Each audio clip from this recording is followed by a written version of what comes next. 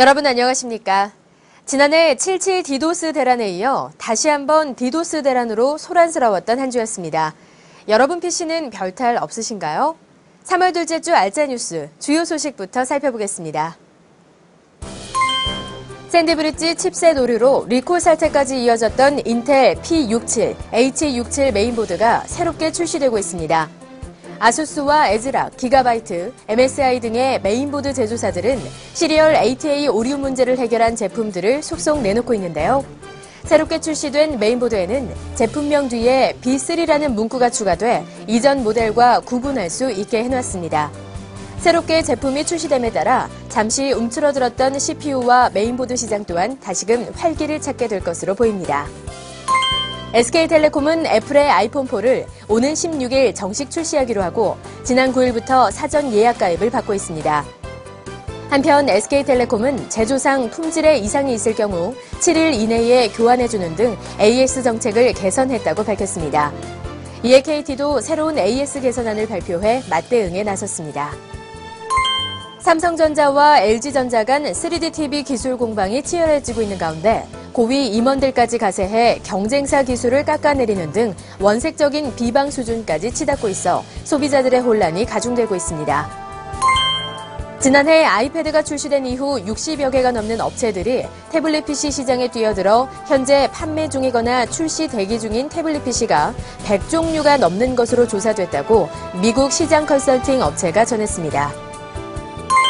한편 올해 글로벌 시장에서 태블릿 PC가 인기를 끌겠지만 경쟁사들이 여러 제품을 쏟아내면서 연말쯤에는 재고가 넘쳐나 거품의 위험성이 있다고 JP모건의 보고서를 인용해 미국의 한 시장 조사기관이 발표했습니다. 인텔은 지난 8일 여의도 데모센터에서 기자간담회를 열고 무선으로 영상을 다른 기기들과 공유할 수 있는 N스크린 기술인 와이다이와 샌드브릿지 빌트인 비주얼 시연회를 가져 다시 한번 샌드브릿지 홍보에 재시동을 걸었습니다. 애플이 현지 시각으로 지난 9일부터 iOS 4.3 버전 배포를 시작했습니다.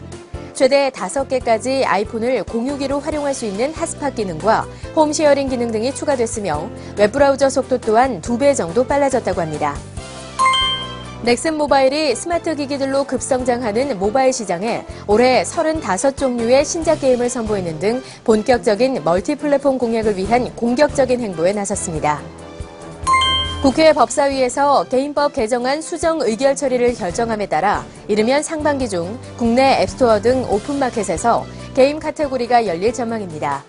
그러나 게임 산업 뇌관으로 떠오른 셧다운제는 게임의 적용 범위를 어디까지 할 것인지 논란이 있어 실마리를 찾지 못하고 있습니다. 방송통신위원회는 본인 확인제 적용 대상 웹사이트를 작년에 비해 31개 추가해 146개 사이트를 선정했습니다.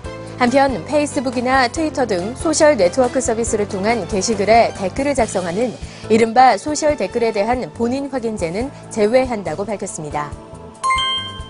삼성전자는 지난해 출시한 갤럭시 탭에서 3G 통신 기능을 뺀 와이파이 전용 모델을 60만 원대에 이달 중으로 출시한다고 밝혔습니다.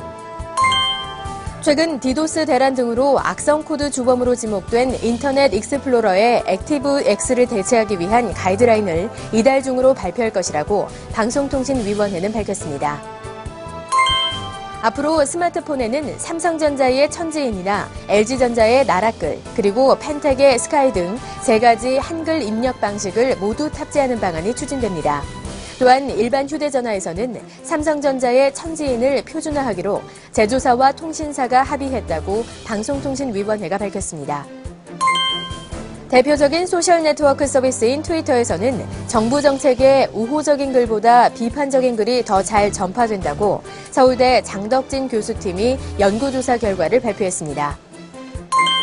NC소프트와 연예기획사 IHQ가 제휴 협약을 맺었습니다. 이번 협약을 통해 향후 양사가 보유하고 있는 글로벌 지적재산권을 활용해 제휴 모델을 발굴하고 공동 프로모션을 진행하기로 했습니다. 지난해 국내 소프트웨어 온라인 불법 복제 피해액이 3천억 원을 돌파해 지난 2006년 조사 이후 사상 최대 액수를 기록했다고 한국소프트웨어 저작권협회가 발표했습니다.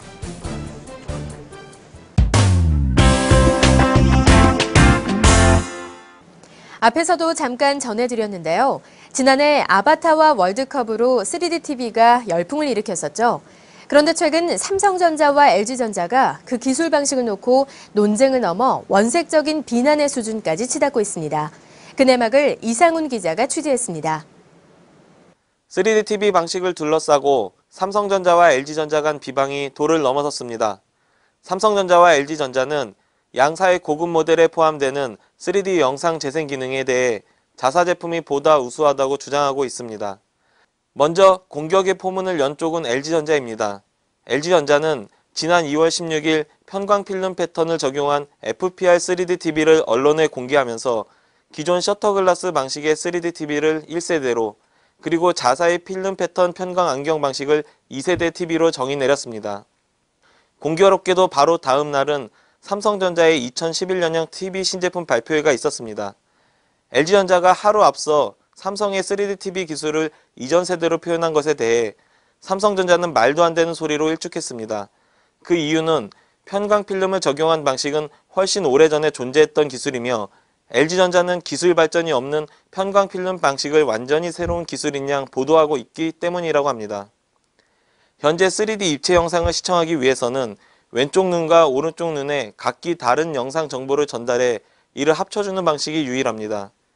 아직까지 대화면 고해상도 무안경 방식은 시기상조이며 삼성전자의 방식이든 LG전자의 방식이든 3D 전용 안경이 필수입니다. 삼성의 방식은 셔터글라스라고 부르는 고속 LCD 모니터형 안경을 착용합니다. 1초에 240장의 화면을 재생하는 TV 신호 중 120장은 왼쪽 눈 영상을, 나머지 절반은 오른쪽 눈 영상을 각각 분리해 안경이 이를 고속으로 여닫으며 보여주는 시간분할 방식, 일명 액티브 방식을 사용합니다. 반면 LG전자는 TV의 수직 주사선 라인에 왼쪽 눈과 오른쪽 눈 영상을 교대로 나열한 후 편광 물질을 입힌 안경을 통해 왼쪽 눈과 오른쪽 눈 영상을 구분해 볼 수 있도록 하는 공간 분할 방식, 즉 패시브 방식을 사용합니다. 셔터글라스 방식은 편광 필름 방식보다 입체감이 우수하지만 깜빡임과 좌우 두 눈의 영상이 겹쳐 보이는 이중상 겹침 현상이 많고 전지를 사용하는 전용 안경 가격이 비싸다는 단점이 있습니다.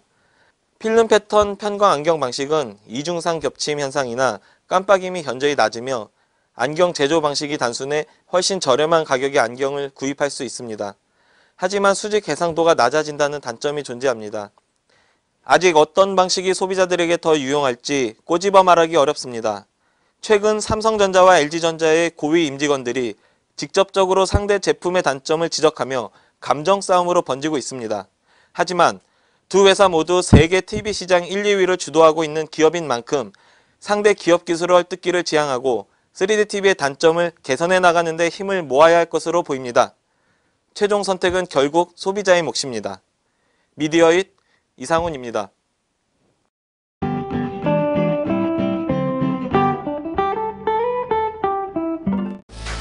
AMD는 그래픽카드 최상위 라인업에 속하는 AMD 라데온 HD 6990을 출시했습니다.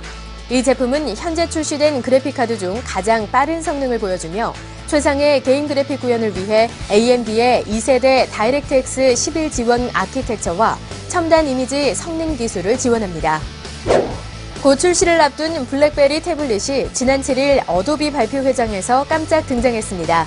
정식 이름은 블랙베리 플레이북으로 7인치 LCD에 1GHz 듀얼코어 프로세서와 오픈GL, 플래시 등을 자유롭게 쓰는 고성능 태블릿입니다.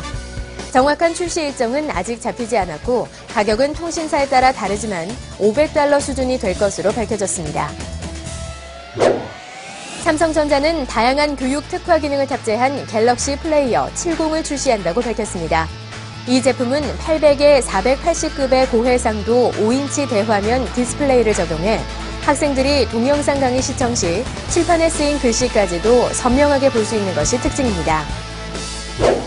도시바 코리아는 작년 하반기 출시와 동시에 울트라 슬림 노트북으로 눈길을 받아온 포테제 R700의 성능 강화형 신제품을 국내에 출시합니다. 이 제품은 도시바가 개발한 대용량 256GB SSD에 인텔 코어 i7 프로세서와 대용량 8GB DDR3 메모리를 탑재했습니다. 지난해 디도스 대란을 겪고 나서도 다시 한번 더 큰 대란을 겪었는데요. 근본적인 대책은 없는 걸까요? 마이크로소프트의 익스플로러 시장 점유율이 상대적으로 높은 우리나라 인터넷 환경, 다시 한번 생각해 봅니다. 소잃고 외양간 고친다는데 이왕 고치는 거 이번 기회에 더 튼튼하게 고쳤으면 좋겠습니다. 오늘 알짜 뉴스는 여기까지입니다. 여러분 고맙습니다.